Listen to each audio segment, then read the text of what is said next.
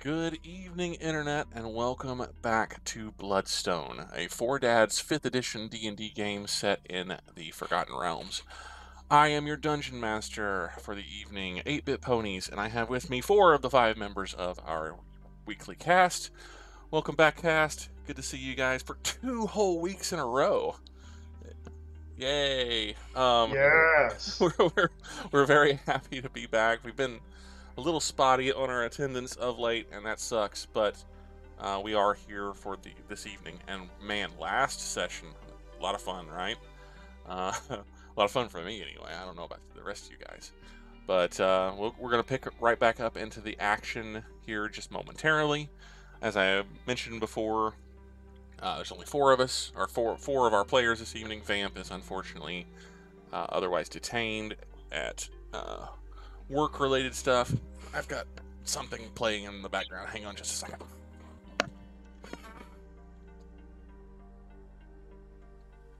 Kid toys will get you, man.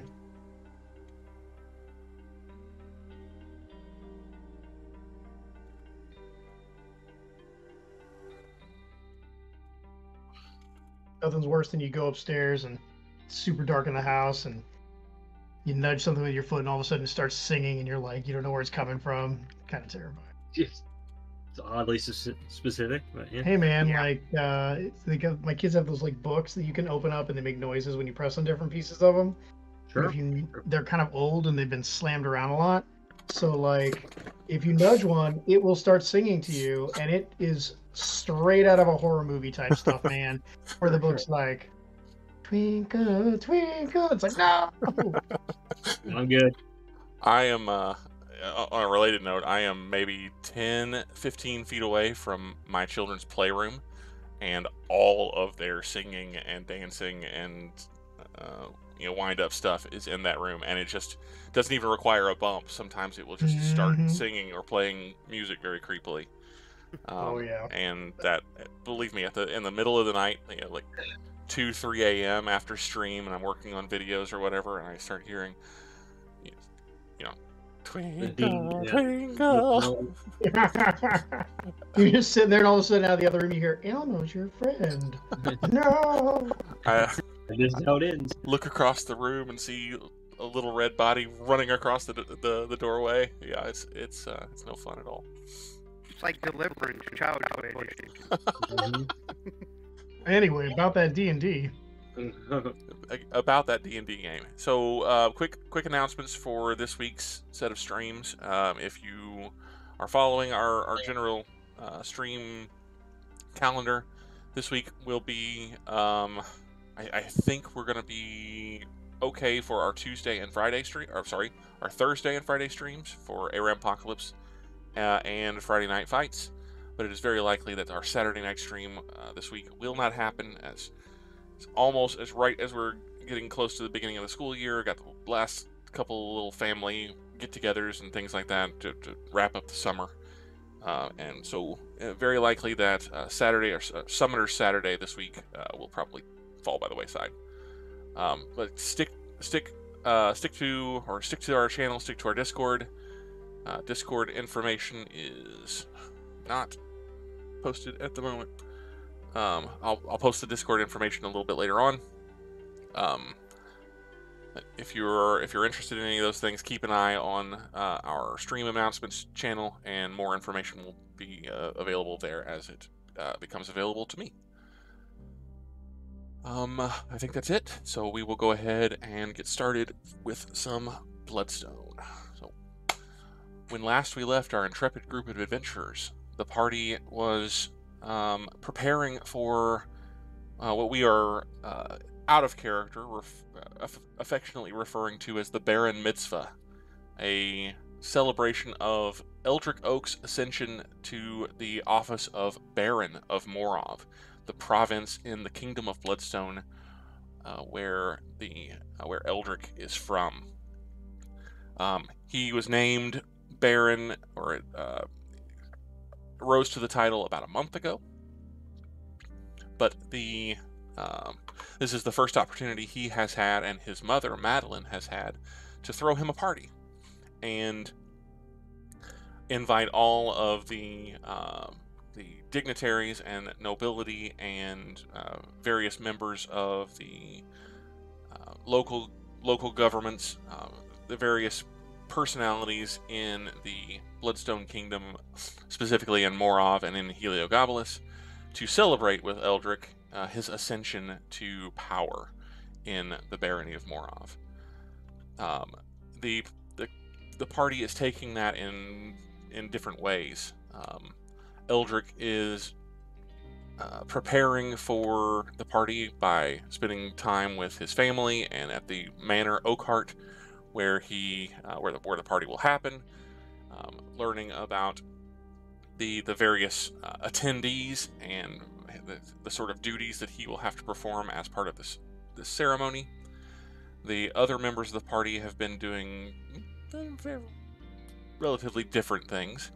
Thoros'l is looking for an old acquaintance in the city, one Partic Talendar, aka Partic Wolfswift, a mercenary captain who the party has had some dealings with in the past.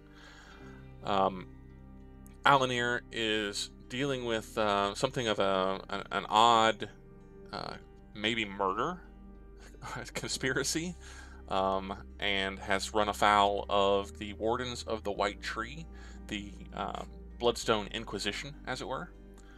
And Sprout has discovered the theater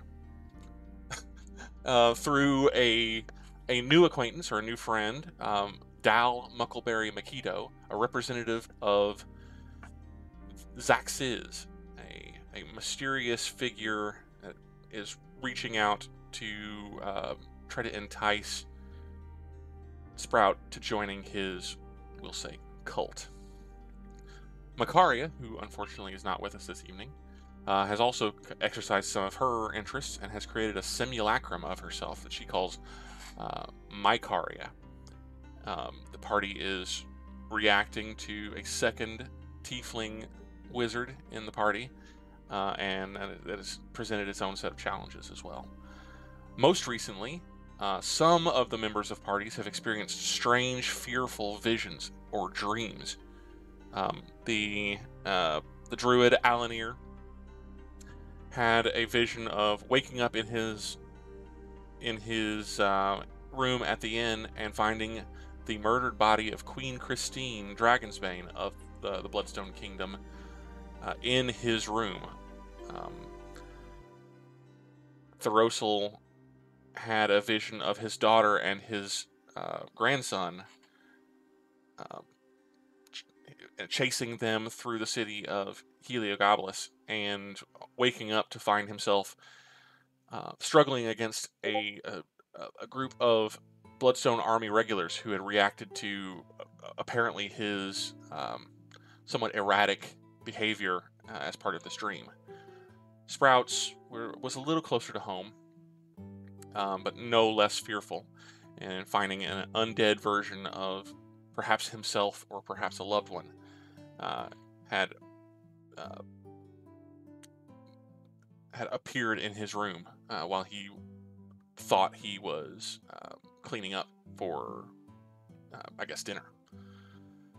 As the party members begin to figure out exactly what all this means to them, we need to take a few steps back and go back to Oakhart, as when we left Eldrick and Makaria, it was still close to midday on the 19th of Marpenoth, the day before the Baron Mitzvah. So while we have lots of things going on with the rest of the party, it is a few hours later for them, as things have kind of progressed a little bit. We need to catch up and figure out exactly where Eldrick and Makaria are. So I'll throw that then to you, Eldrick. When we left you last, you were still sitting at the table, reacting to the destruction or the accelerated deterioration of a particular work of art that belonged to your mother that you found had a magical aura to it. Upon dispelling that magic, it appears that the painting is beginning to crumble. What do you do? Or what do you want to do? Well, I don't know that there's much to do about the crumbling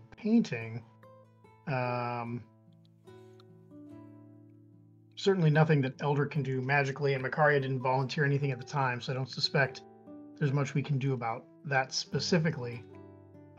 If memory serves, it was Eldrick, Makaria, and Durbin Holy was here, yeah? Correct. Yeah, the rest of the people in the room had gone off to watch Madeline fawn over Makaria eating breakfast or some such. Madeline had left the room That's right. upset because the painting, before you destroyed the painting, it clearly had a very, very profound emotional effect on her, and she had to leave the room. Right. And to remind everybody, it was a picture of the kind of like grassland field type area next to I think it's called the Beaumaris River, yeah, That is correct. where Eldrick had his super traumatic life event when he was a 6-year-old kid squiring for a knight. That is correct. The traumatic event that we have some questions about, because supposedly Eldrick was brought back, like the story up to this point has been Eldrick was brought back to the manor severely wounded, and just happened to survive by the skin of his chin. But Eldrick has some questions about that, being that when he used the Mind Flayer crown many moons ago, he was unable to actually access that memory in its full force, or at all, really, with the crown, which is super sketchy. Especially considering that in a previous scene, I suppose, a very different retelling of that memory was presented to Eldrick, one that he had not seen before, in which he was actually killed. Yes, in the opera in Celigant, when we got whammied by some crazy magic. Yeah. That was in Celigant, wasn't it? That is correct. Yes, the city of Celigant. Yes, we saw a lot of crazy, very scary memories. And yes, Eldrick got totally killed in that, and it was not fantastic. So, Eldrick will look to Durbin Holy and look to Makaria, who's just probably pretty passive about this whole situation, and look back to the picture. Well, I suspect, he'll say, that this picture will not trouble Mother anymore. And while I am unhappy that we have lost whatever information it may have had, this is the past, and this other one over here is the future. He'll inquire if Makaria thinks that she can suss out the secrets of the picture, sans any sort of dispelling or such, over the course of the rest of the evening, or maybe into the day tomorrow. As Vamp isn't here, I'm going to assume that Makaria will say yes, regardless of whether or not she actually expects to spend her time that way. That sounds about like Makaria. Yeah, she will offer to put some more time into it, and will just essentially ask for the ability to take it into a private room, so she'd have an opportunity to give it some more thorough study.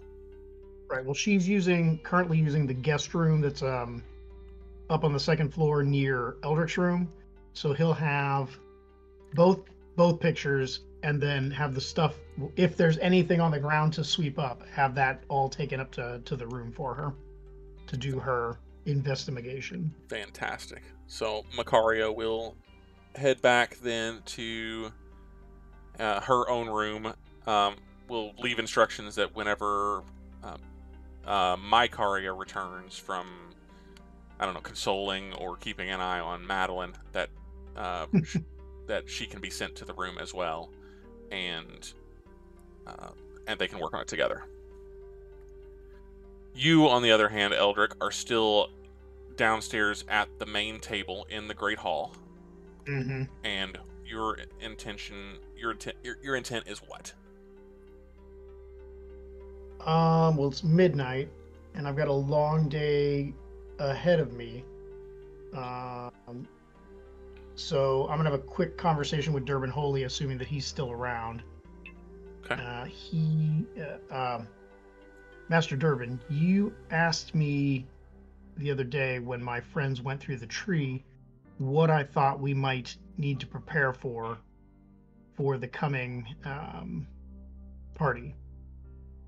Can't fully say I think anything, but if we were able to get our hands on a couple of magic potions of a pretty specific nature, I suspect that might behoove us. According to Alanere, he encountered people that were in disguise. So if you are, or if the staff are able to procure any potions that allow us to see through illusions, that might be handy, just in case any uninvited guests decide to show themselves tomorrow evening, or I guess tonight at this point. I will inquire. I have your mother rather has a number of individuals on staff that liaise with the ever-seeing eye for exactly this sort of thing. If it is possible to procure such on short notice, I will ensure that happens.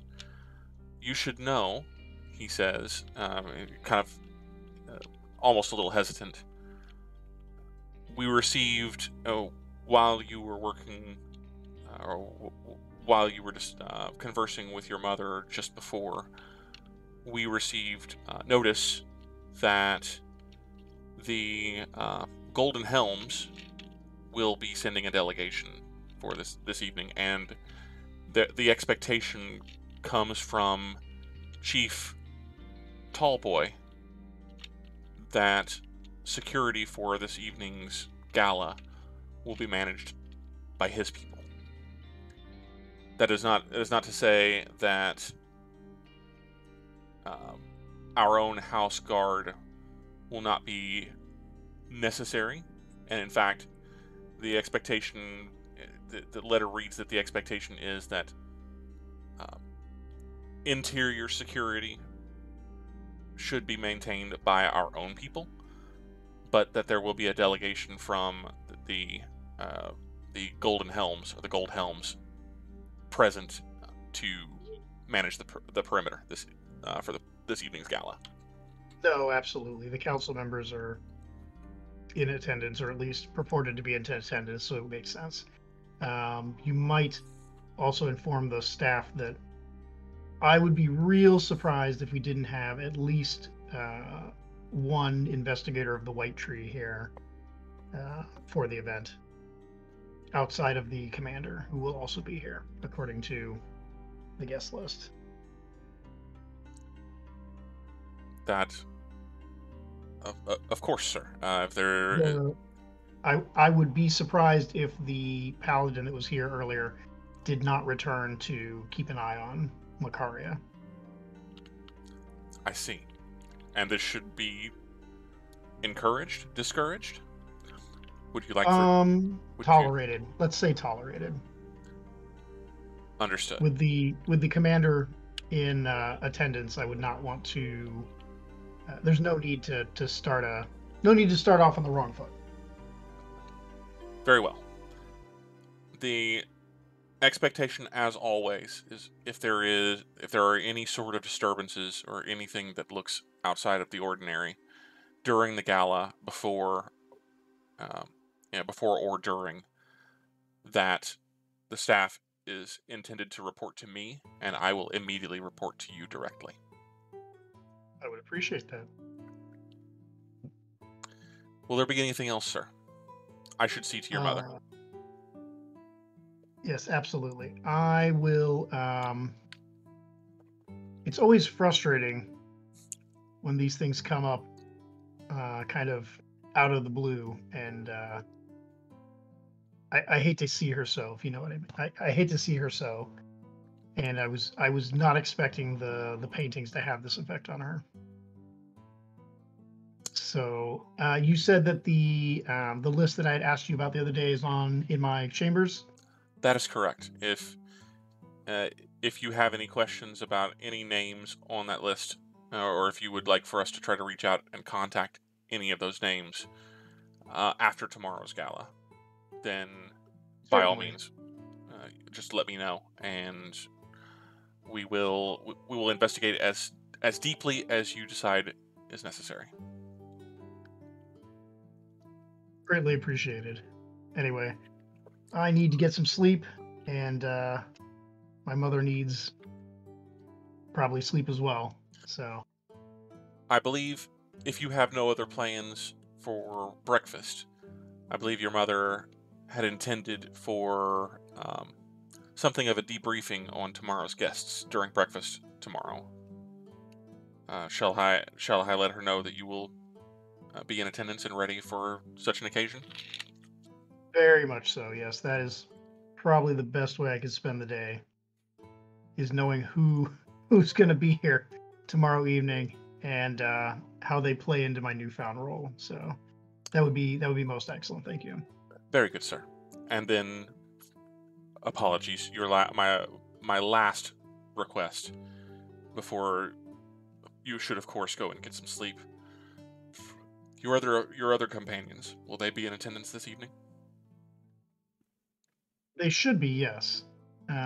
They have a tendency of getting themselves delayed by not telling people where they're going, but the hopes are that they will be in attendance, yes. Are there to be any special accommodations for any of them? Well, they'll all be armed,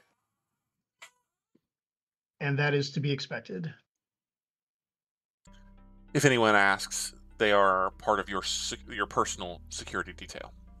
Yes, personal security detail. Also,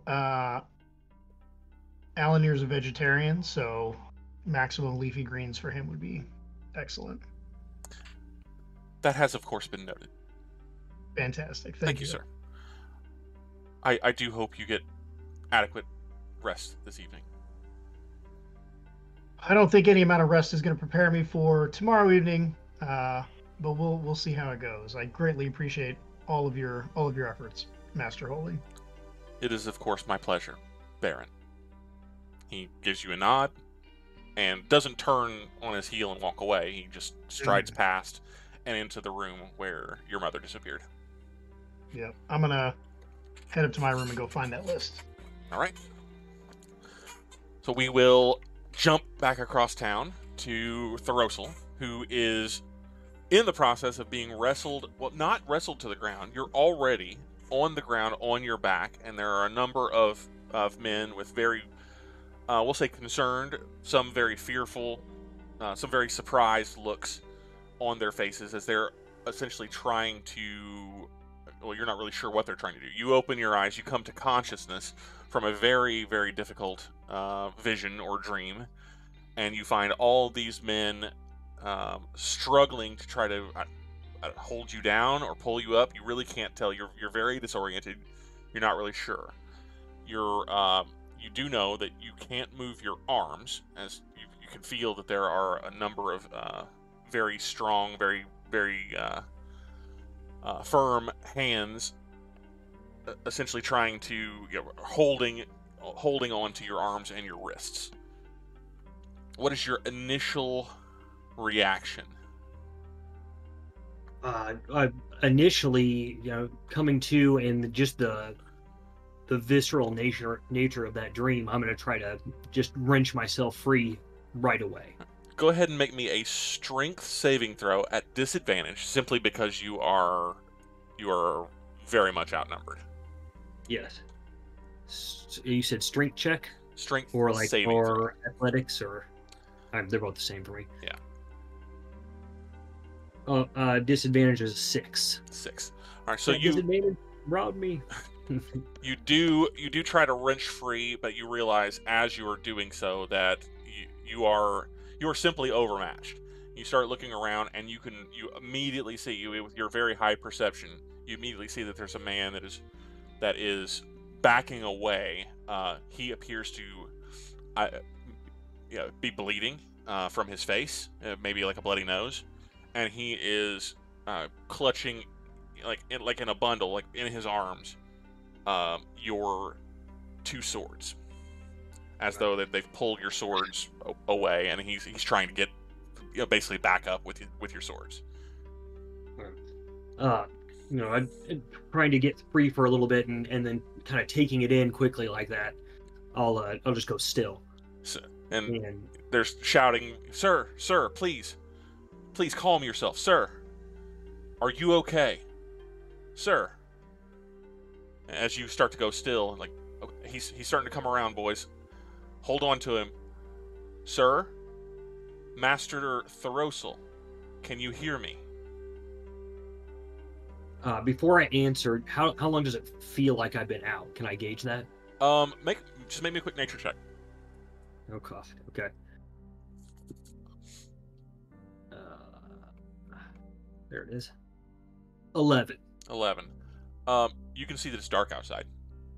Oh, okay. Okay, it's been a while. What happened? Let go of me. There's a look of kind of recognition or maybe even relief that comes across the man's face as he's like directly in your face. He's trying to draw your attention. It's the man that you were talking to, or the man that you were, I don't know, attempting to intimidate at the bar earlier. The soldier. He said. Okay. He says, "Are you well, sir? Do you recognize my face?" I do. Let go of me. Have your men stand down. We need to be certain that you will not attempt to lash out again. Are you well? Are you in control? He's speaking. He's not. And he's speaking very, very slow, very deliberately, as though he's had to do this before. Can I willfully move my own hands and things like that? A little test of my own muscles. Yeah. You have full control of your body. You're just okay. You're being held. Right. I am in control. What happened? Let me up. You can tell me after I'm up. He kind of nods. He says, all right, boys, let him let him go. He's okay. Here, put him in the chair, and they'll lift you up bodily, and they will set you in a chair.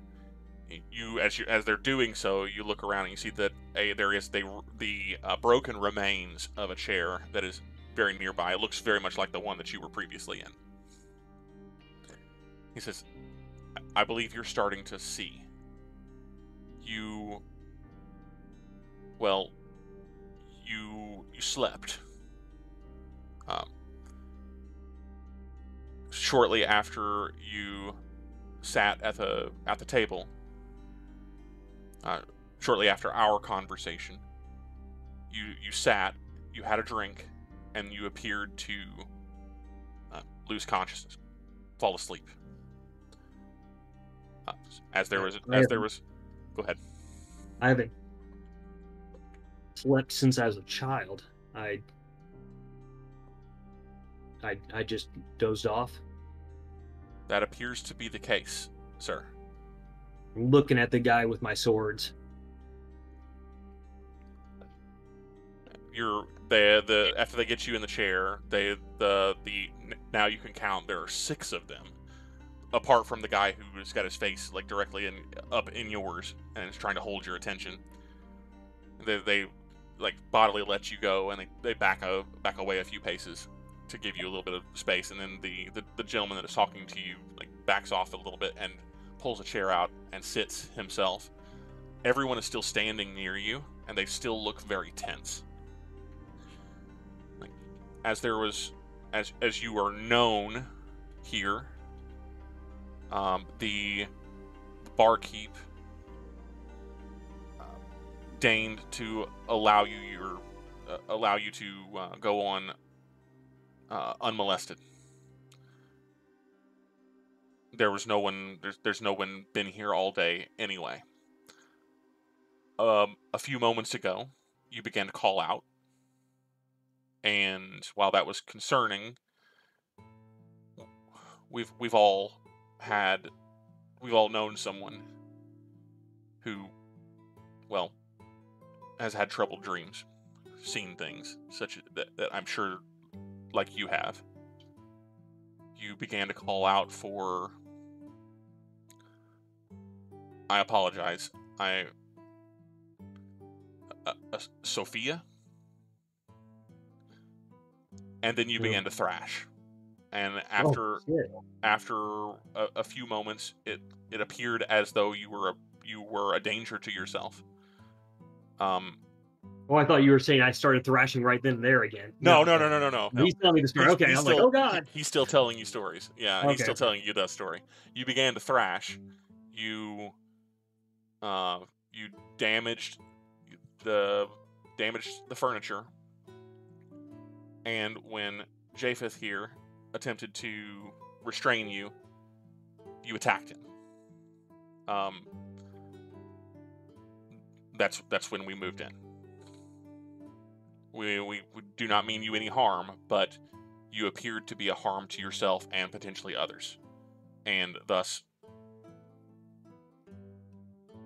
has this happened before? Have you had this sort of? That's not my business.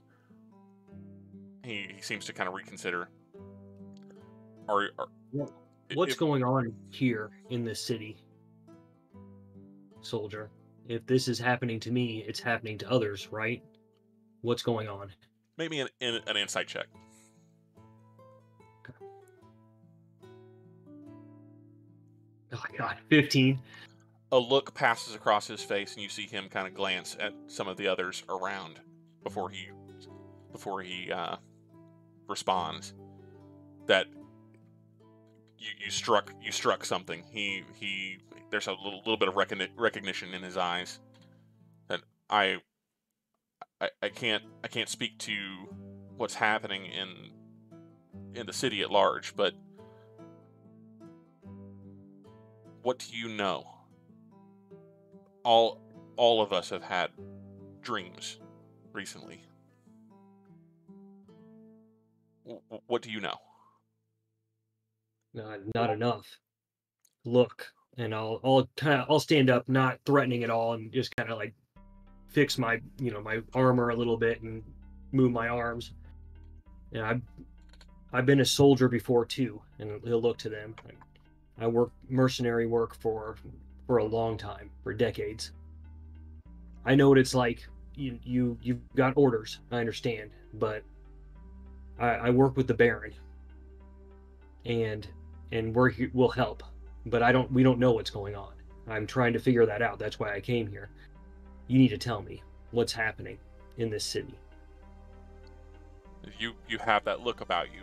I noticed that whenever you came in, and well, apologies. That's why we had to remove your weapons, the opportunity we could, or with the opportunity we could.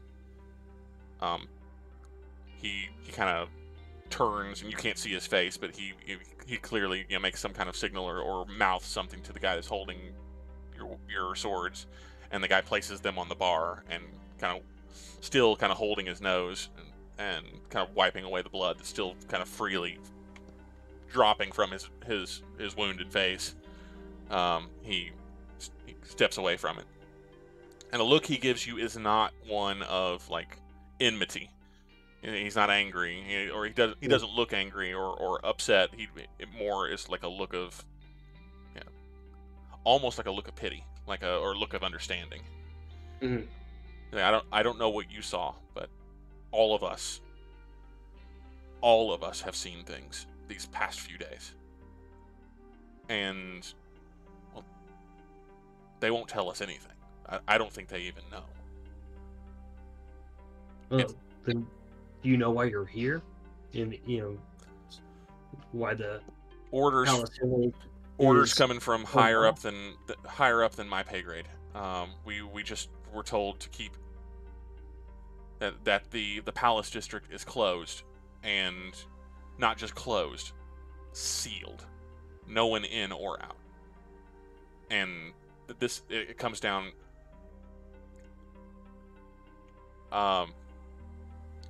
It's probably just stories, but someone said that the wardens are involved in this. Do you know who that is? You know about the wardens, for sure. Yeah, I know the wardens. You say you work with the Baron. Is they say he's some kind of hero? Is there any truth to that? He is some kind of hero. That's true. And you're working on something. I know that I can't ask, or that maybe you can't tell. But well, if you're working with him and you're looking into this, then I think that's a good thing. If there's anything that you need, well, officially we can't do much, but if there's anything that we can do to help you or help the Baron. How far up the chain do I need to go to get some answers? Would your direct no, or do I need to go higher? Our sergeant probably not, but there's maybe a captain, maybe our captain. But I mean, if it comes down from the wardens, that usually goes directly to the Grand Marshal. And the idea that we've been activated in the city, that's... I really can't speak on it. Not because I don't want to, not because I've been ordered not to, but because I just don't know. But my name's Avram. If there's anything that you need, Avram Anders. Avram Anders. Well, Avram, if you can tell me what time it is. I don't know how much time I have before I need to get to the Baron's manor. Japheth, that was 7th bell, wasn't it? And the guy that he's talking to kind of nods. He said, "Yeah, seven bells." So it's just, it maybe been 3.5 hours since you came in. Just after 7 o'clock. Okay. I'll stand up. I'll retrieve my swords and start strapping them on. There's somebody else I need to meet up with, and but he'll give him a nod and kind of a clasp on the shoulder.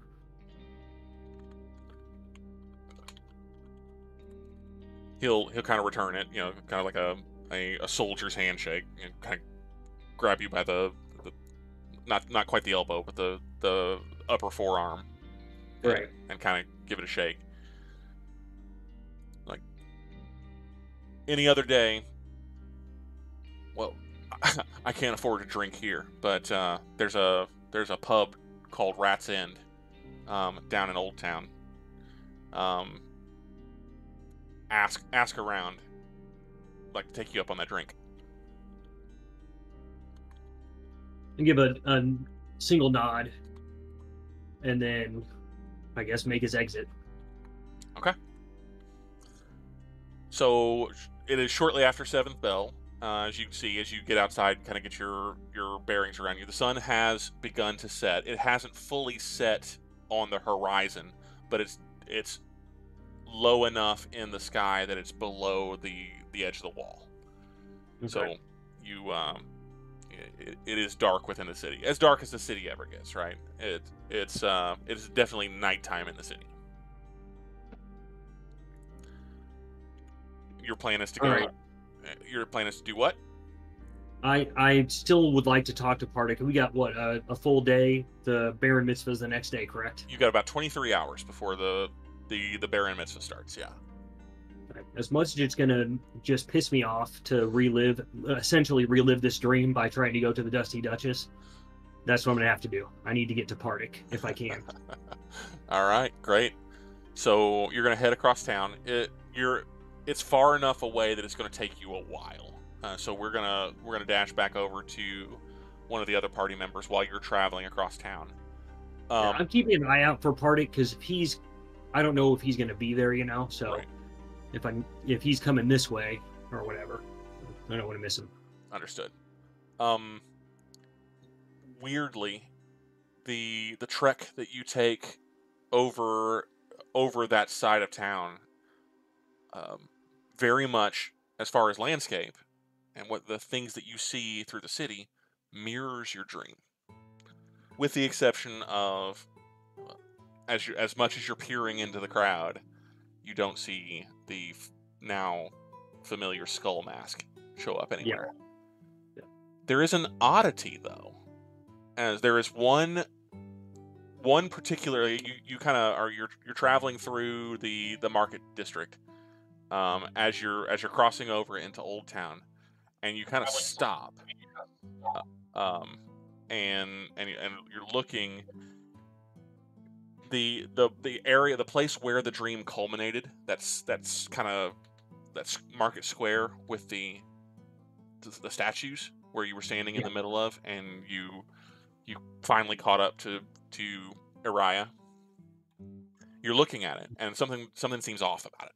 You're just kind of looking around, and there's a little bit of trepidation as you kind of have to kind of force yourself to walk over there, but you do, and you can't really put your finger on what is wrong until you're actually standing in the circle, and you realize, wait, there's an extra statue here. In the dream, there were 12 statues, equally equidistant around the square. As you're standing here now, there are 13. And they are the 13 previous kings of Bloodstone. Okay. The entire Bloodfeathers line for almost 300 years of Damara's existence. All 13 kings, up to Virden, who died in about 13 years ago. 13 kings, the last died 13 years ago. Okay, and so what's the one that wasn't there before? Well, you can't tell, like, specifically, because you Sure. didn't in the dream, you didn't really even notice the statues themselves, apart from the fact that there were a bunch of them, and you were kind of looking at them, looking quickly to see if there were any, like, name placards on them or anything, but you were interrupted as you started to do that. But, I mean, the statues look different, too. Like, they don't look the way they did in your dream. And the positioning is all wrong because there are 13 equidistant around the circle, as opposed to the 12.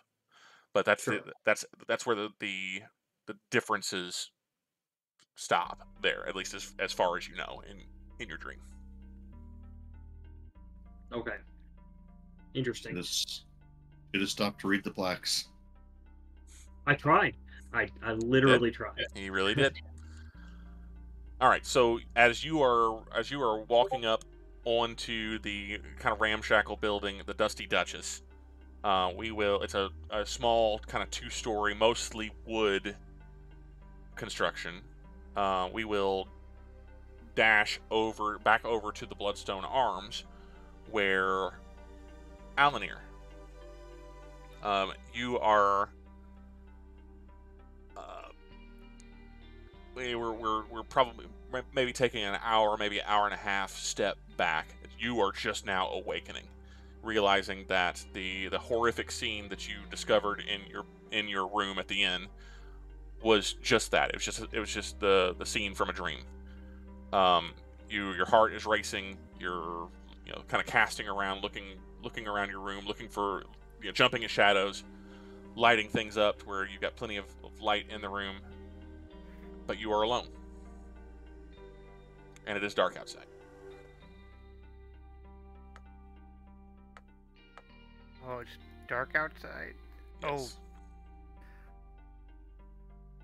Oh.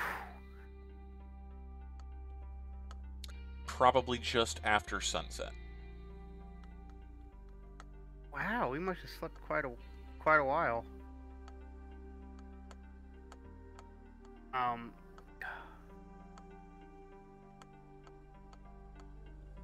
get all my spells back. There's enough that disturbs Alanere, so remember when I used to go out through the city and do like my morning devotions in like the various parks and stuff? Mhm.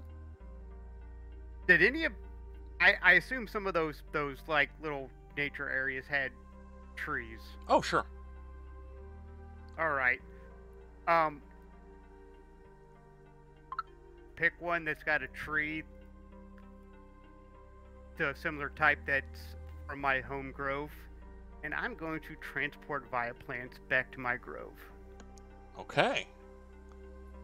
So yeah, you spend a little bit of time. You can think of just the tree that you would want to use as one of the larger trees, kind of in a small forested park area. I mean, inside the city walls, there's not really a lot of large trees, but you do know of one that is just large enough that you could probably fit through. Not an issue.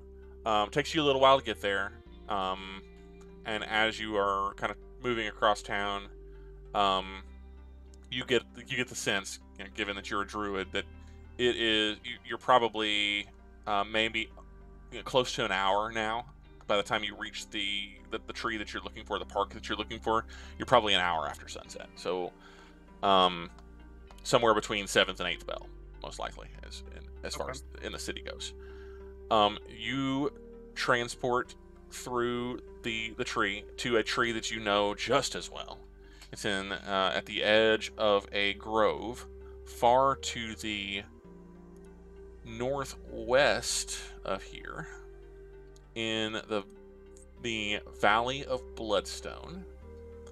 I do have a map that we can put up. So you are traveling from here in Heliogabalus up to here in the Bloodstone Valley, which is the kind of mountain pass, a large sort of depression, like a box canyon, but it stretches on for miles and miles and miles through the two main branches of the Galena's mountain range. The current capital of Bloodstone City, is here on the northern end. The valley itself is capped at either end of the mountain pass by two fairly new construction large walls and fortresses built into those walls. One of the walls is only about a half mile in length, and it's got at the southern, the southern wall, called the Damaran Gate, has a bunch of like military encampments or military emplacements. It houses the Bastion of the Order of the Golden Cup, which is the headquarters for the knightly order that Eldrick belongs to. And it has a fairly large-sized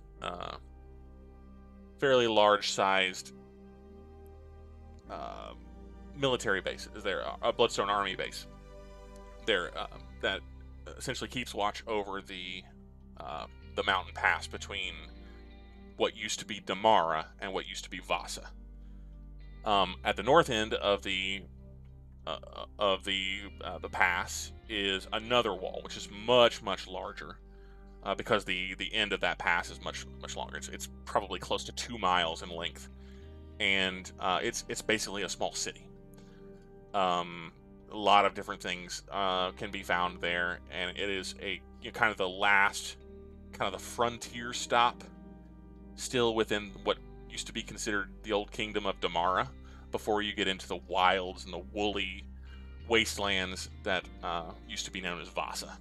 It's all one kingdom now, and while Vasa is not really that much less wild, it's less of a frontier than it used to be, because it's beginning to be kind of civilized to some degree and settled a little bit more, but it's still dangerous. Entirely like wastelands and bogs for the most part. But butts up against the glacier to the north. It's entirely framed by mountain ranges that are just swarming with giants and goblins. So it's still a very dangerous place.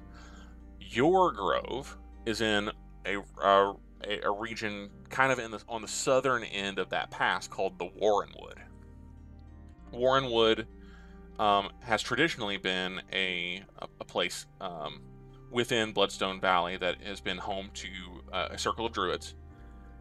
The Queen, Christine Dragonsbane, is a member of that circle, as are several other members of the her husband's government. And a number of different druids, rangers, and the like are kind of not necessarily within the inner circle, but part of the administration of the Dragonsbane administration, I suppose.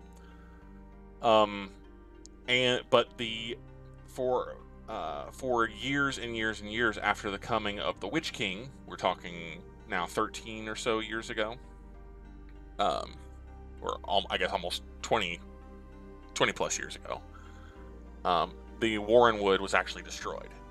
It's in the process of being rebuilt, but it's a long, long process. Your grove still stands. It was damaged way back when, but it was never fully destroyed. The entire purpose of your circle of druids, sans you, who have been sent off to do other things, has been to try to rejuvenate and replenish the wood itself around the grove and the grove itself.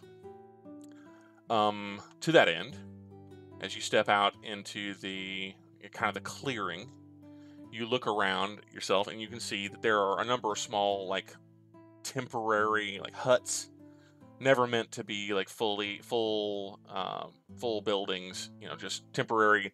These are places where members of your druid circle, whenever they are in the grove or around in the environs around the grove, working on trying to replenish the wood, this is where they stay. But they're just kind of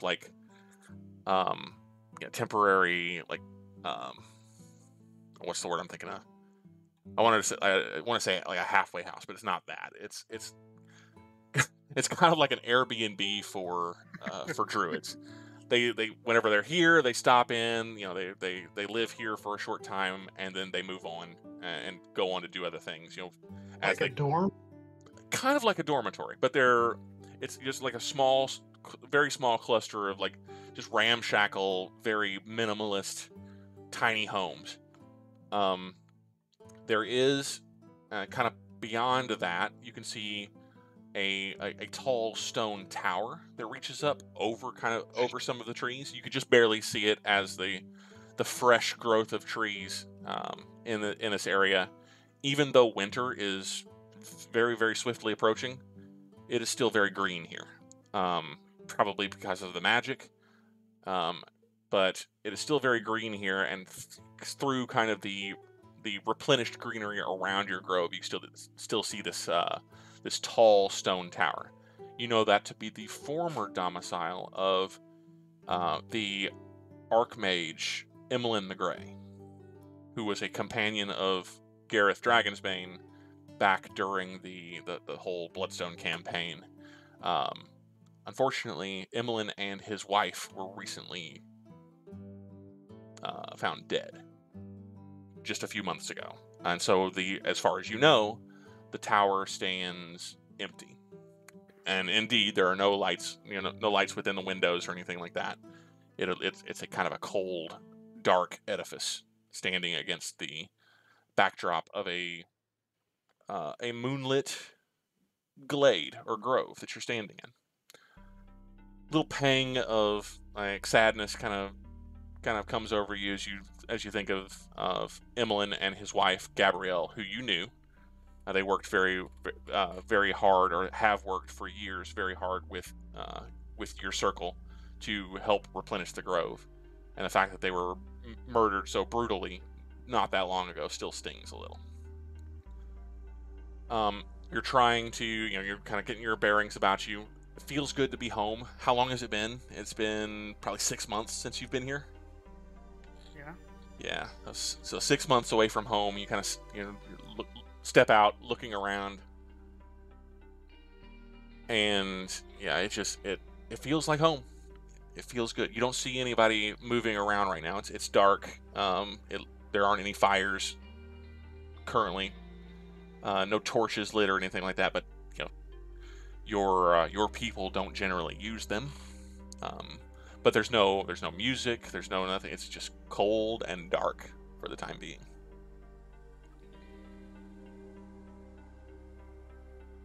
All right, and I basically don't immediately see anybody around. You don't.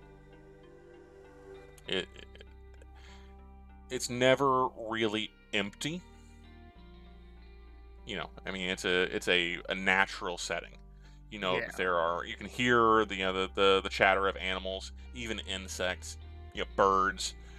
It's just after sunset, so there's a din of activity, natural activity, but you don't see any people or any sign of people. I might go and start gently kind of knocking on the outside of the small dwellings to see if anybody is inside. Make me a perception check. Actually, what is your passive perception? Passive. Where is my... Oh, never mind. Okay. My passive perception is 20. Okay. As you start off toward kind of the across the grove, across the glade to those where you know those buildings to be, and you know, start moving over there, you hear what is to your very trained ears, the very unmistakable sound of a bowstring being drawn. Just kind of and you hear a very low, very gruff voice say, "You can stop right there, Outlander. You are not welcome here. Turn around and go back the way you came." He'll just kind of smile to himself, and say, "Oh, I do believe I am very much welcome here. The name is Arthur Verkine, and I'm a part of this grove." Arthur.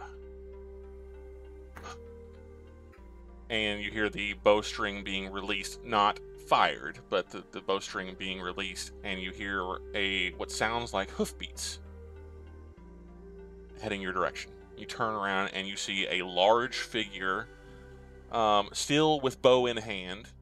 It's very clearly a centaur, padding over your direction or clopping over your direction. So I've heard that name, Arthur Verkine. You're a member of this. You're a member of the circle. Speak the name. I am. Speak the name of the Grand Druid. You know that to be, well, actually, yeah. Is that Christine, right? Yeah. I'll say that would be Christine Dragonsbane. Then you are well met, Arthur Verkine. And he steps into the limits of your infravision. You can see that it is a somewhat youngish, but very, very, very well built centaur male. Says, "You are known to me. I am Chiron, son of Kyros, chieftain of God." You recognize the name Kyros as exactly as he said, the chieftain of a clan of centaurs who previously lived here prior to the destruction of the wood. Okay.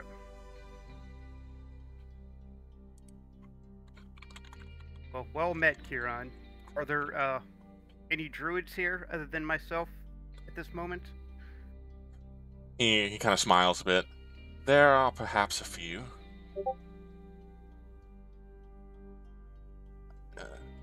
They shall be along shortly, if they haven't started this direction already. What business have you? Well, my business is That's I see kelp as in our high druid may have gone missing or is dead. That gets a reaction out of him. That can't be. What? Perhaps we should wait for the others and speak at length on this. Come. Do you require a drink? You know what? I believe a drink would be welcome right now. He'll step past you, kind of into the clearing where the houses are, and you kind of go along with him, and a pair of birds will touch down, essentially like directly in front of you. There's a hawk and what appears to be a bluebird. The two of them, very, very obviously, very overtly kind of circle the clearing and then touch down directly before you, and then begin to grow, and they turn into a pair of a female elf who you know as Alfandaline, and a male human who you know as Musa. They are druids from your circle. I'll never get over, Musa says, I'll never get over that look of yours. How have you been, Arthur? Oh, well, I've been better. I'll say, Alfandaline says, you were much more handsome as a human. Oh, well then, let me make things more comfortable, and he'll use his 1,000 faces to to assume the form of his human self. Fantastic. Smiles all around. Another larger fellow walks in full human form. A big burly fellow with a kind of like a woodsman's axe over his shoulder, and a big satchel he's kind of dragging along behind him that appears to have freshly cut like firewood. Who you know to be Oleg, another druid of your circle. He kind of comes into the circle, and it's the same kind of thing repeats. Everybody's happy to see you. It's been too long since you've been back. What's going on?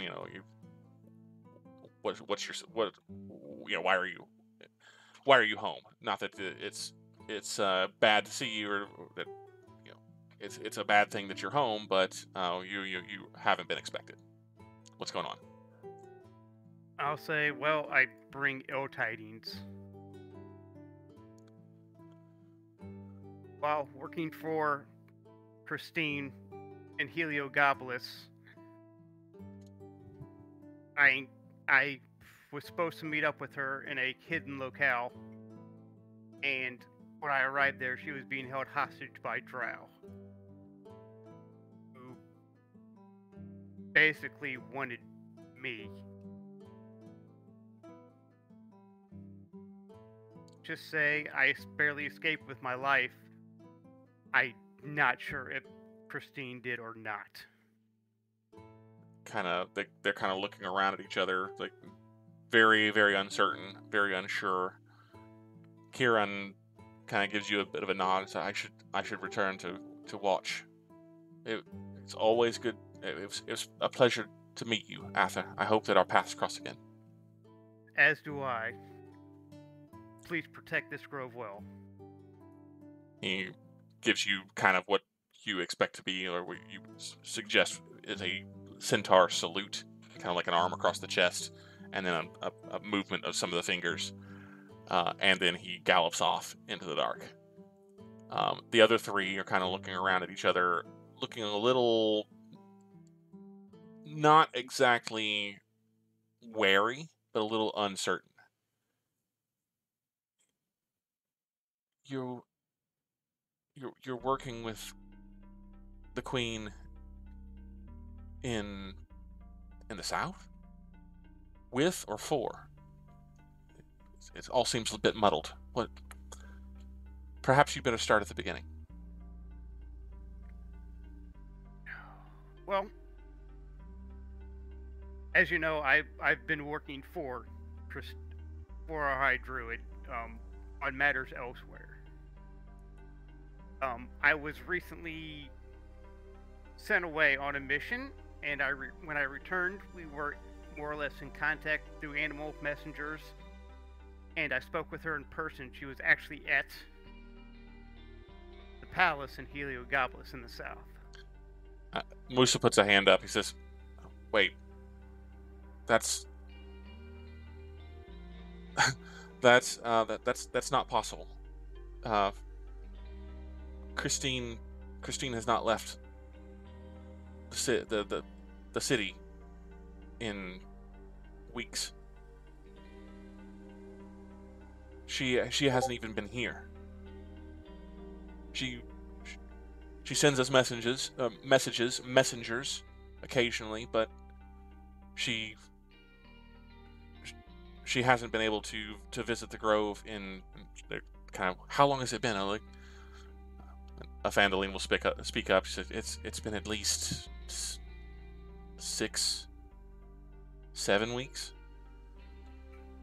She says that her duties at the capital, I suppose the former capital now, have not allowed for her to leave. That she's being watched, and that her husband, and the way that Alfandaline uses the word husband, you get the perception that she is in on the big secret about Gareth. Her husband will not allow her to leave. But you say that you spoke to her in person in Heliogabalus? Yes. That is impossible. Unless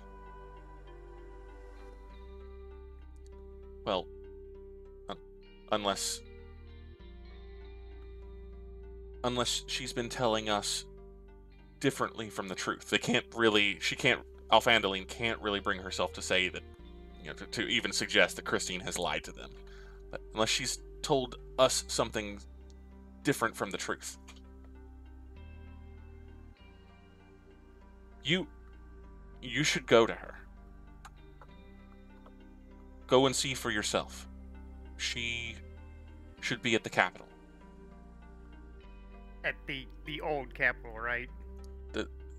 She'll be in the... Well, she spends most days at the foot of the tree. At the White Tree, I'm assuming. Indeed. And yes. I believe when the sun rises, I shall go. Of course, yes. You've traveled a long way, in, I suppose, a short time, but still a long way, and we have much to catch up on. It's been entirely too long since we've seen you. Oleg was just about to rustle us up some dinner, and actually, this is to be our last night here, at least for a time. Some of the others will be in the morning, and they will be taking a shift. We've been called back to the capital, so it's possible that we could at least Musa and I, Alfandaline speaking, could accompany you if you wish. The more the merrier. With what I've had to deal with here in the last few days, any company would be much appreciated. Well, take your ease this evening and regale us of the stories, if you can, of course, of your adventures to the south, and enjoy the comforts of home, if only for tonight. That sounds like a lovely evening. I can Fantastic. regale you with my adventures of me in the Underdark. All right. So then we will head back. We'll leave Alanere there for the night. You're in good hands. You're at least where you believe to be safety, at least for now. And we will travel back to Heliogopolis to Sprout. Sprout, what's going on? What you got? Last I heard, I was recovering from a nightmare and going downstairs. Yeah, about that. You kind of compose yourself after the nightmare. You are you're kind of fixing yourself up. You are a little bit hesitant originally to kind of dip into the basin and get the water to kind of clean your face and everything. But after you turn on some lights or light some candles and everything, and can confirm that the water is in fact clear, you do so. But out of the corner of your eye, you see, as you're doing that, you don't have a mirror or anything in your room, but as you're just kind of cleaning yourself up and kind of calming yourself down, out of the corner of your eye, you see movement. And you turn very, very slowly, as you're not sure if this is a dream inside a dream. And you turn, and very, very, very, very slowly, you turn back to your bed, and sitting at the edge of your bed are 3 furbolgs. Unfortunately, the 3 furbolgs are very dead. There's a furbolg man who you don't recognize, a furbolg woman also don't recognize, and probably a 10 or 9-year-old furbolg child who you also don't recognize. They are in... They have no signs of wounds or anything, but you can tell just by their pallor and by the milky whiteness of their eyes, and just kind of the general look of them as they're sitting there still on the edge of your bed. They're very clearly dead. But there they sit.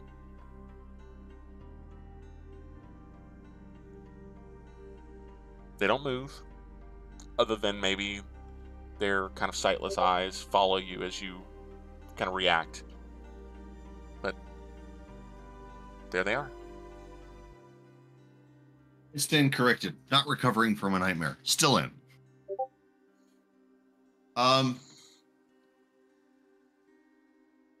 You say I don't recognize any of them?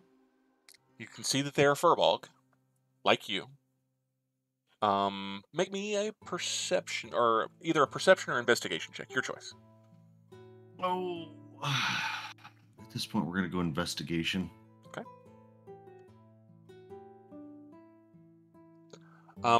You don't recognize anything about them specifically, but you can tell, based on the way that they are dressed, their manner of dress looks familiar. In that they may be, they could potentially have been part of your tribe.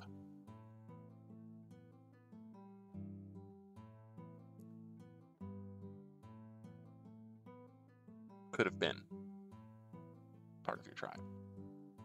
You said there are no obvious signs of, No, they're emaciated and kind of their eyes are sunken. The stillness, the pallor of their skin. There's no like obvious like wounds or anything across their bodies. Like they died of violence or anything like that. And the fact that they're sitting up at the edge of your bed is unsettling. Still very clearly dead, but you can't tell specifically what might have killed them. Not with a 10.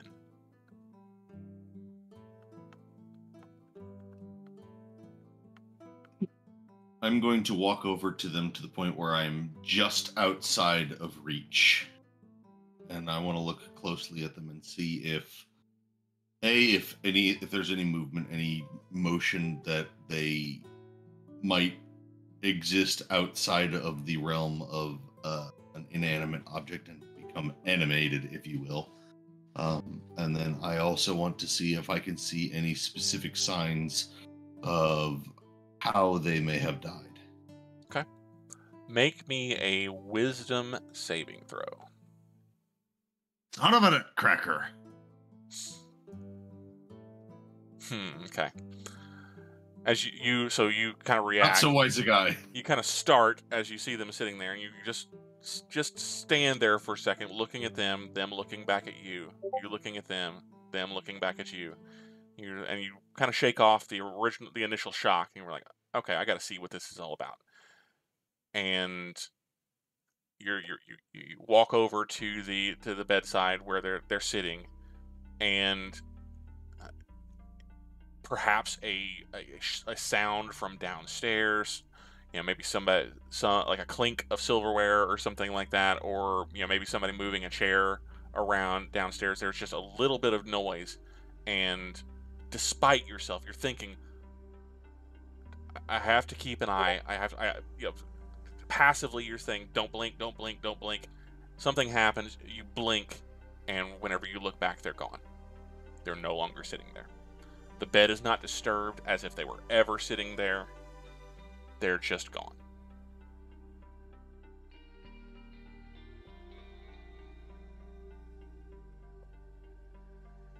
I want to use detect magic and see if I can find any remnants of anything outside of it, because I trust my senses and I don't think that my senses would have lied to me, but I also don't feel like I'm asleep.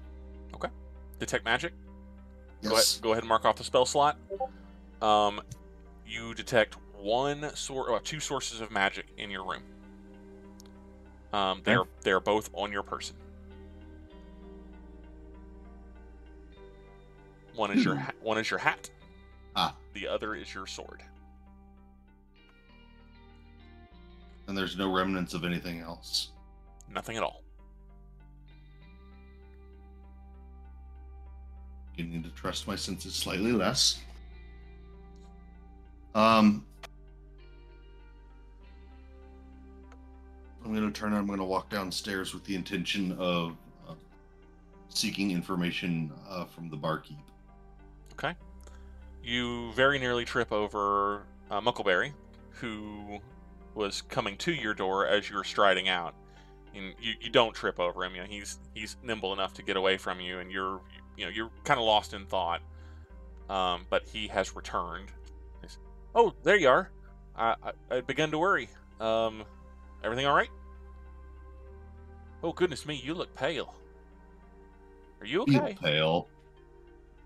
I'm going to ask Muckleberry if he's had any weird visions, dreams, sights, anything that may have popped up in the last few hours that strikes him as abnormal. Abnormal? Dreams? No, can't say that I have. I had this one dream one time about, an old friend. But you don't care about that. It's not exactly abnormal. And it usually only happens when I've had a bit too much to drink. Not really sure if it's a dream or a vision or just more like wishful thinking when my mind wanders. But that's not what you're talking about. Did you see something? Or you look real rough. I just talked to you like, I don't know, 15 minutes ago, and are you all right? Long Did 15 minutes. Did you fall back asleep? I do that all the time, Muckleberry, get up. No, I don't want to. Muckleberry, you've been laying there for like 3 hours. And I'll lay here for 3 hours more if that's what I feel. But I mean, you look like you did some hard sleeping in just a real short amount of time. Yeah. Wait a minute. Are you having waking nightmares now? Maybe. Because that may be a different thing altogether. I've heard that there's... Could we maybe talk about this over dinner? I'm a bit on the peckish side. Yeah. Let's go downstairs and we will discuss over dinner. Excellent. You're buying, right? Believe the Baron is buying. To the Baron. To the Baron. You son of a. So the two of you head downstairs.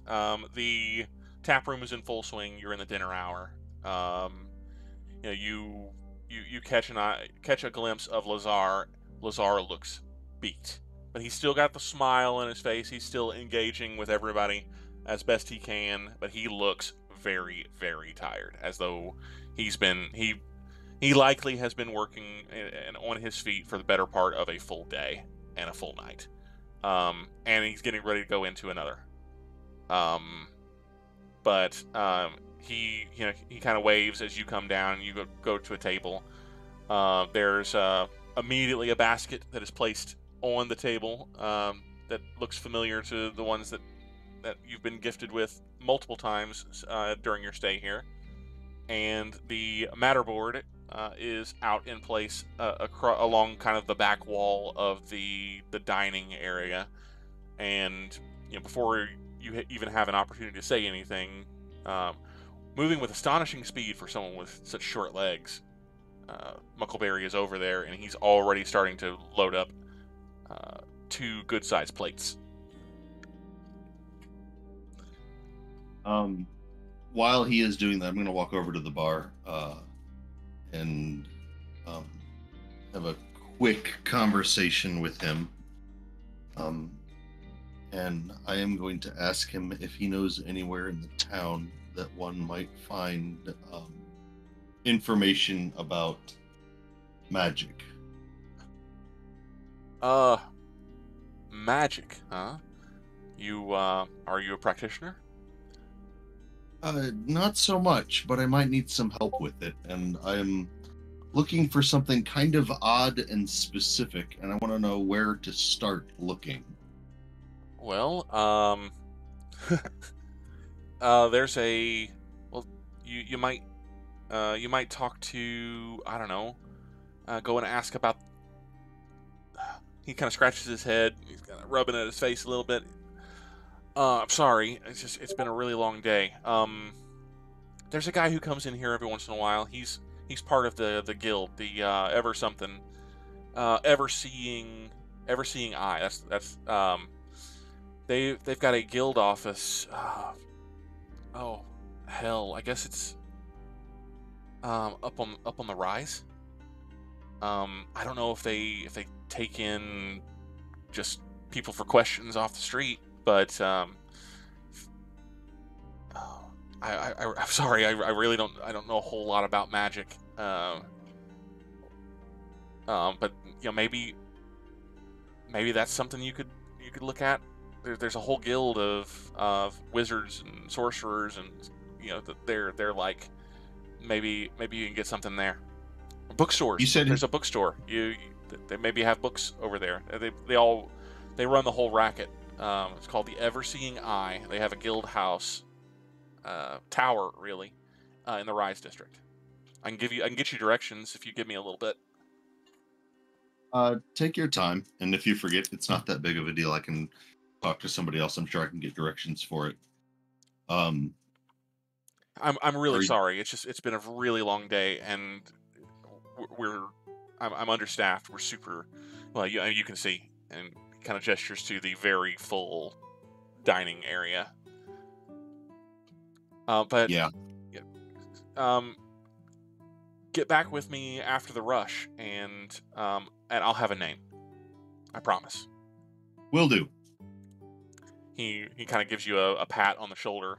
He has to reach up a little bit to do it. So or maybe it's a little bit lower on your arm, like closer to your elbow. Meant to go at your shoulder, but you're just taller than he is. And he's off. I get that a lot. Yeah. You turn back toward the table, and standing at the matterboard next to Dal are your 3 friends.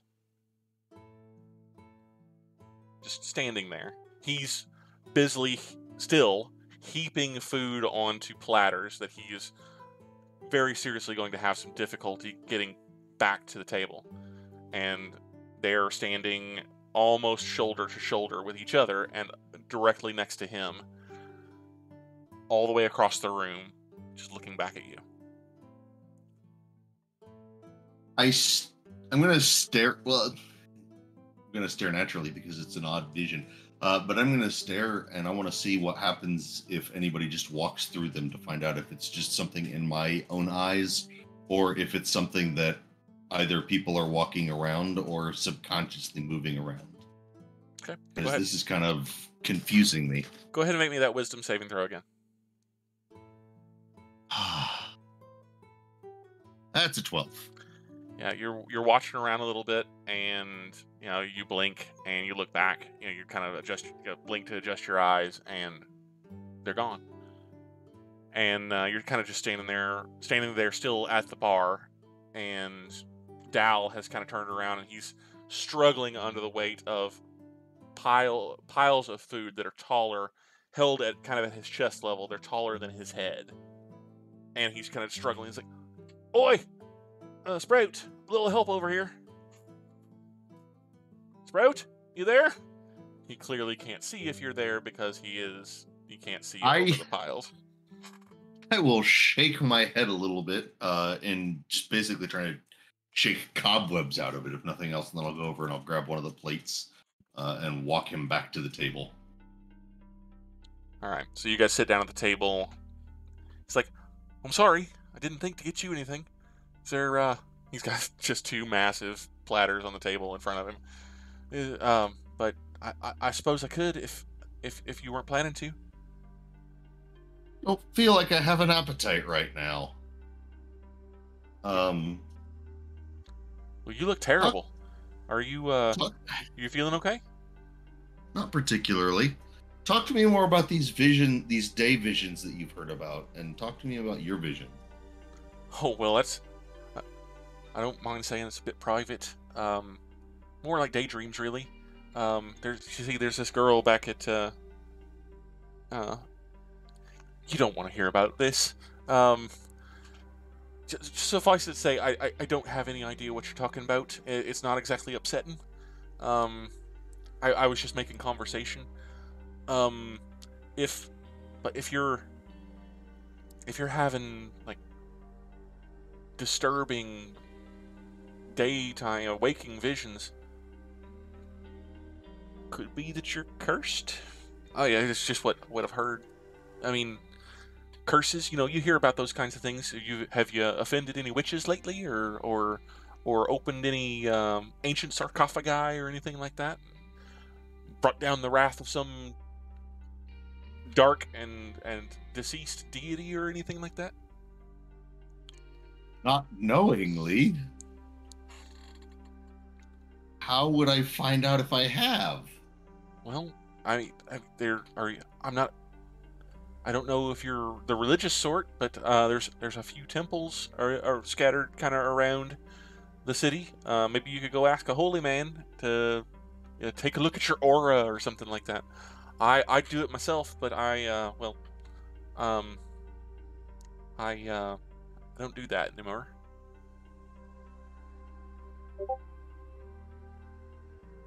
What time of day is it? It's, late evening, early nighttime, dinner time. So after sunset by a significant margin. All right. My guess is that anything that would normally be available would be closed at this point in time. What about that friend of yours? He's a paladin, ain't he? One of them holy men, holy knights. You could ask him. We could ask him. I could ask him if you want. The next time I run across him, I think I will. About that, Little Bird told me maybe that there's going to be a party. Something about some high muckety muck. The Baron something. There's a little bit of a kind of a smile tugging at the corner of his mouth. You wouldn't know anything about that, would you? I know a little bit about it, not a whole lot. I believe it is by invitation only. Oh, sure. Oh, yeah. Forget I mentioned anything, but well, you know, those sorts of things. People just, you know, there's always party crashers, right?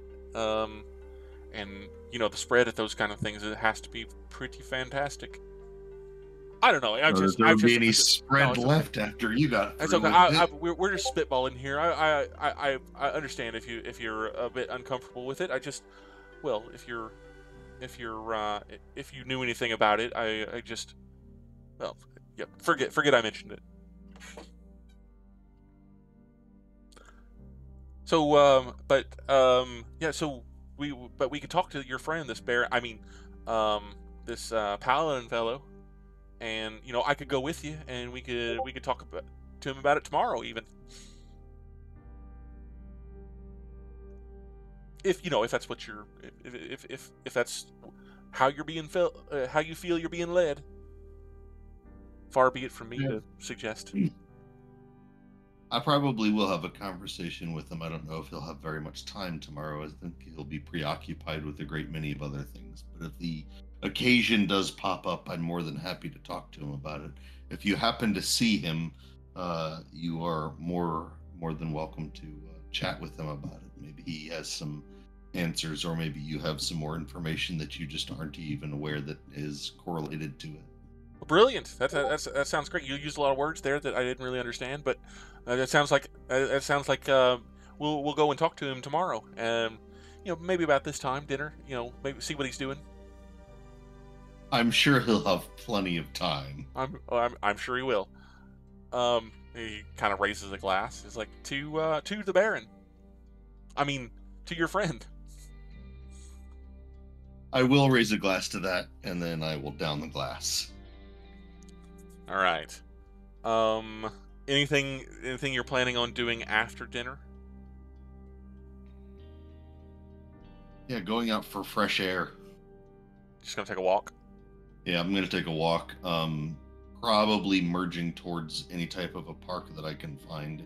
Okay. I'm not as familiar with the territory as other people are, but I think some hopefully cool, fresh night air will help. Are you taking Muckleberry along? I don't think I can pull Muckleberry away from food.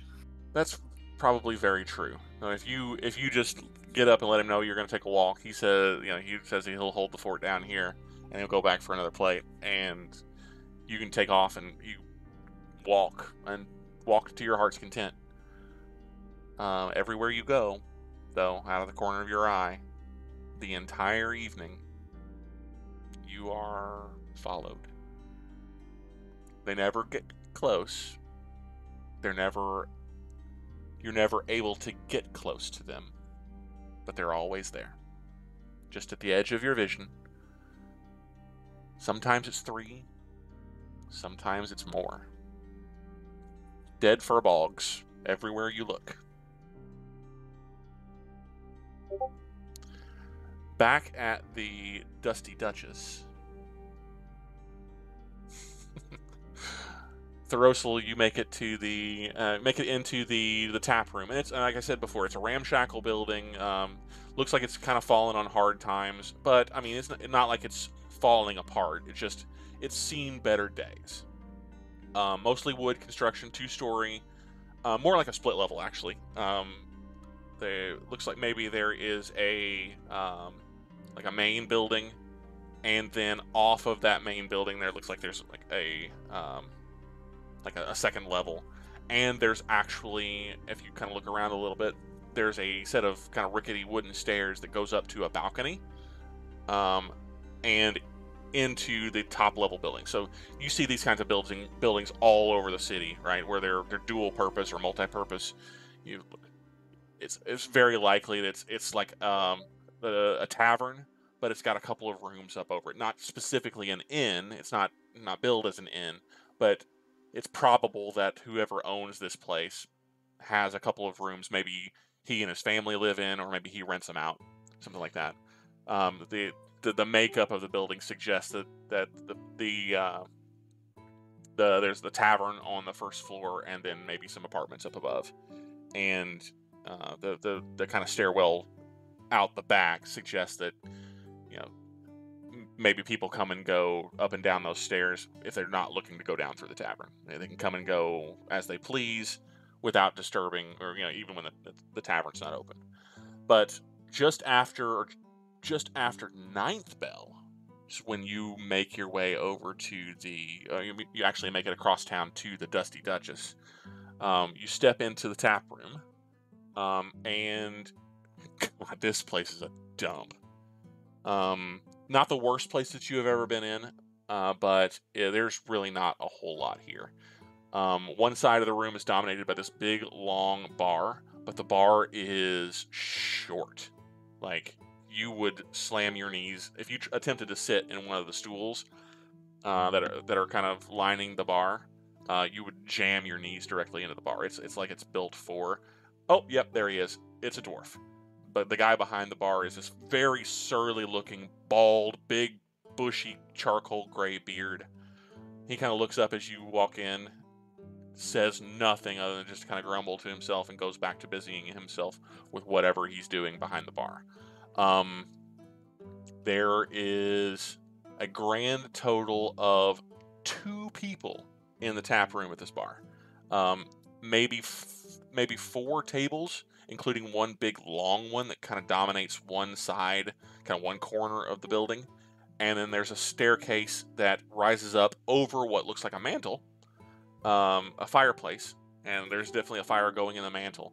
And this staircase goes up, and there's kind of a darkened hallway up, a balcony kind of up overlooking the tap room, and a kind of a darkened hallway. It looks like maybe to your infravision, because you can see all of this place with your infravision. But it's specifically not lit. There's a couple of kind of a darkened hallway leads to a door, which clearly goes to the outside of the building. Correlates with that staircase that you saw outside.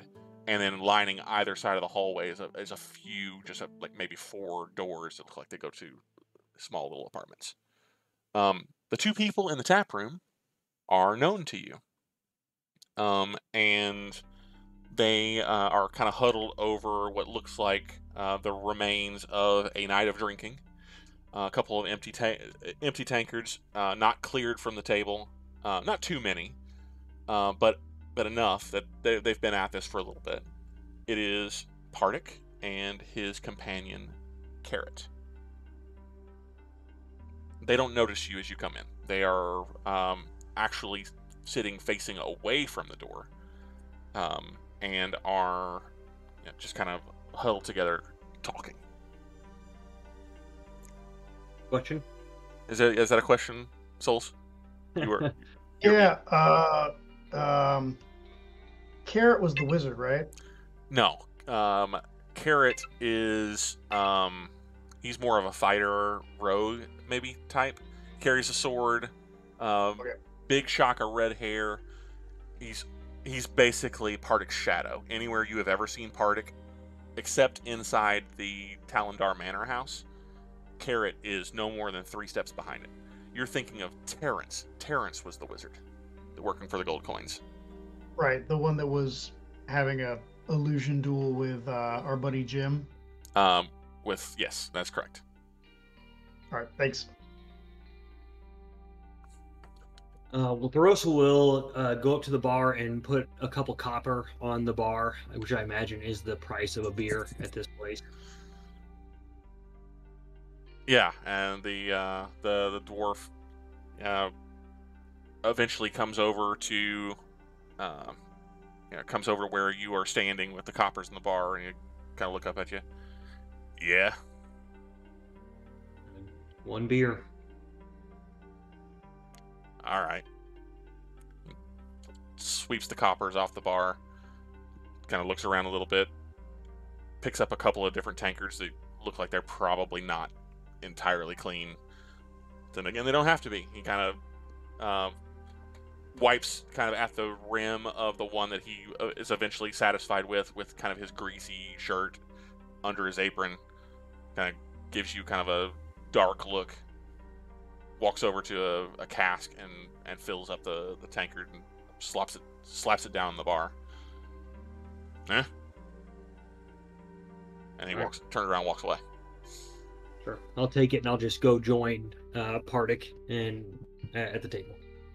All right, they look up as you sit down, and Pardik's got a little bit of a glow about him, like he's been drinking a little bit. Carrot, as ever, he looks like Carrot. He's silent, he's sober, he's just there. He's just there. They kind of look up at you. Pardik's like, "Hey, yeah, I know you.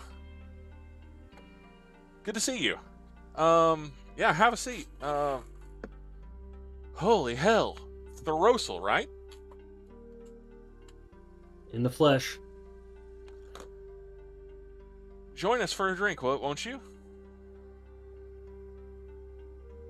I'll have my mug there. I'm not going to take a drink or anything, and I'll just kind of. Hey, Riva, 2 more for my friend here. He raises his hand. The dwarf behind the bar grunts, ignores for the most part, or at least seems to ignore what he's saying. "What brings you all the way down here, my friend?" I had a question for you, Pardik. "Oh, a question? Just for me?" Just for you. What the hell is going on in the city? I'm sorry, what? I can't. I know you're here, relaxing or whatever it is you said you were doing here, but for real, Pardik, what the hell is going on in the city? My friend, the palace is closed off. Soldiers are watching the gates. Have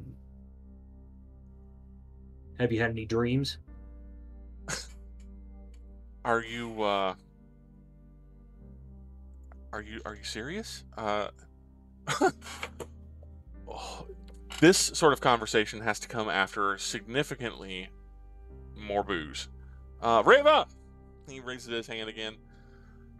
Two more for me as well, and bring 2 for Carrot.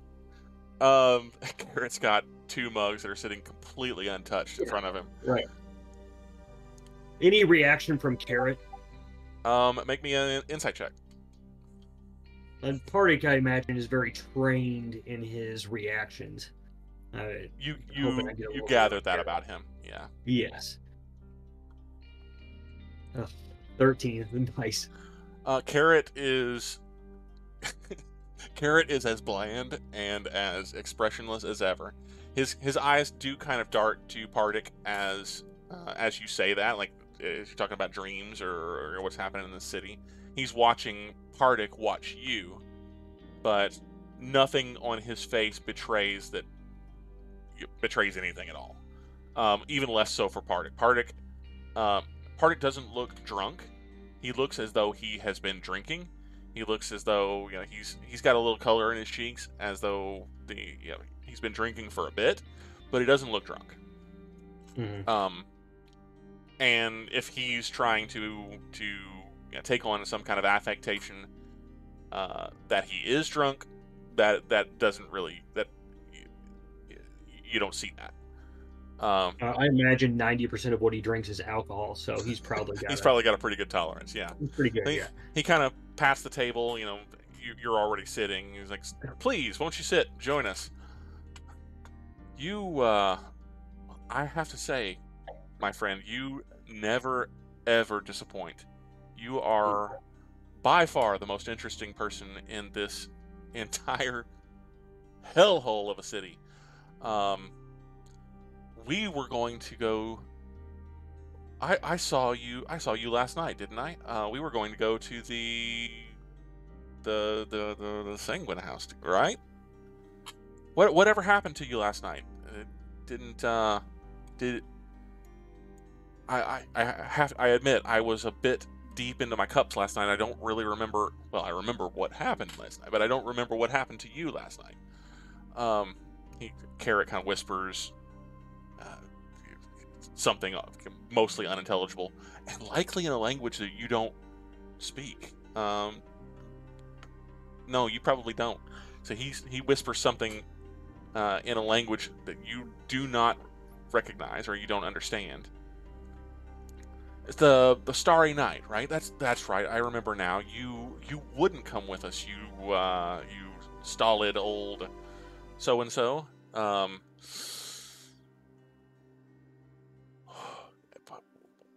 Why are you here again?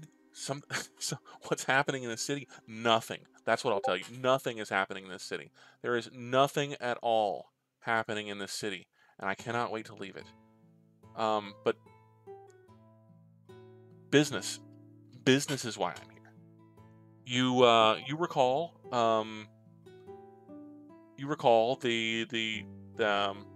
the golden coins, my illustrious and famed adventuring companions. You remember?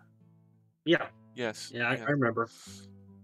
Well, we have together, entirely together, decided to part ways, and it was totally a mutual decision that we are no longer traveling together, and well, this idea of a guild of adventurers that you have here in this city intrigued me.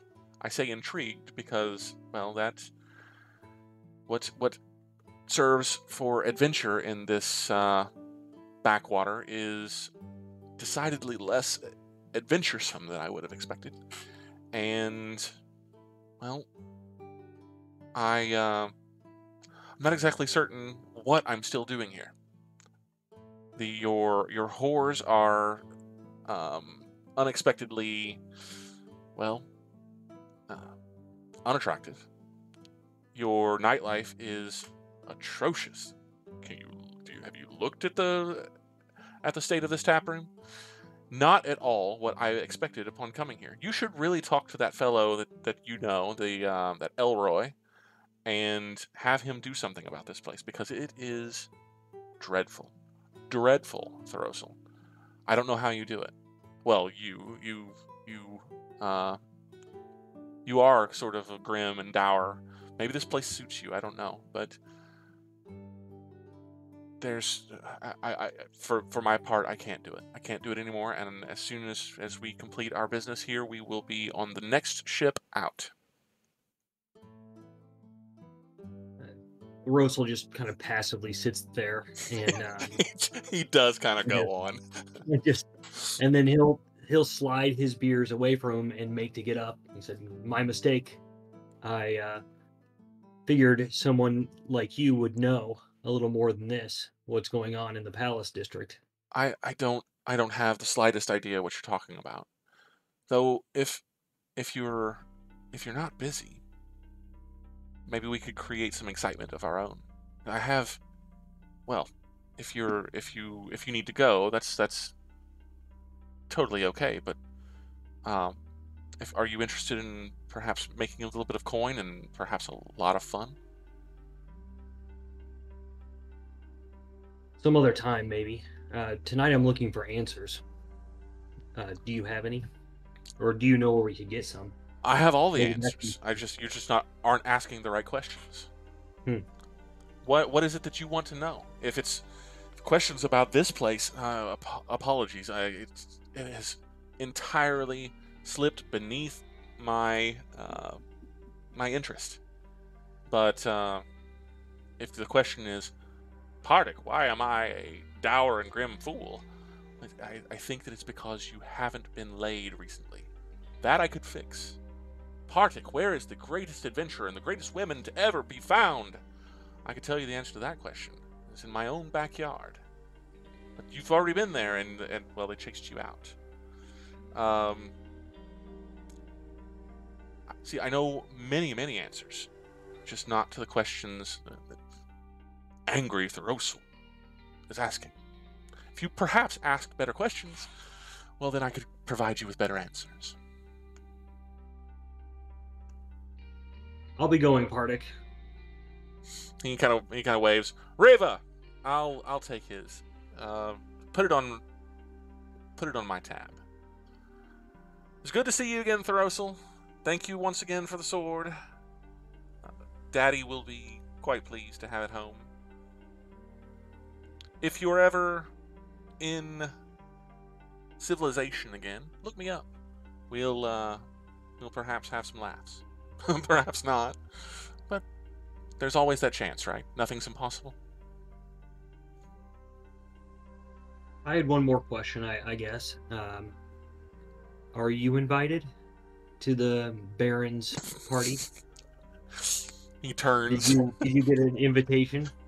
He turns and sets his mug down on the table. You have his full attention for the first time this evening. And he says, "Party, you say?" And that is where we will end tonight's session, because it's after 10 o'clock. Here we go. Fantastic. Thank you, everybody, for coming out tonight. All of you who joined us for episode 19.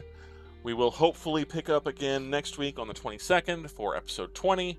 We've actually cleared 20 episodes in 6 months. Yay. Hope you guys all had a great time. I know I did. Come back and see us again on Thursday for Apocalypse action. On Friday for some Friday night fights. Probably not Saturday, as I said before. Saturday, Summoners Saturday is likely right out. Family stuff, you understand. If you are interested in any more Bloodstone action, check out our YouTube. All of the links will be up here just momentarily once I shut down the stream. Come check out our Discord if you are interested in the community, our ever-growing community. I think we're 154 now. Fantastic. Thanks to Cast. Unfortunately, Souls has been called away, but we appreciate him too. Next week, we might actually get there, boys and girls. We might actually make it to the 20th and the beginning of the Baron Mitzvah. I'm hoping. I think it's going to be a lot of fun. Guys, have a great Thursday. Nope, today's Tuesday. Have a great Thursday, but also have a great rest of your Tuesday. Wednesday, Thursday, Friday, all the days. We hope that they're all great. Join us again here next week for some more Bloodstone action. We'll see ya. Good night. Good night.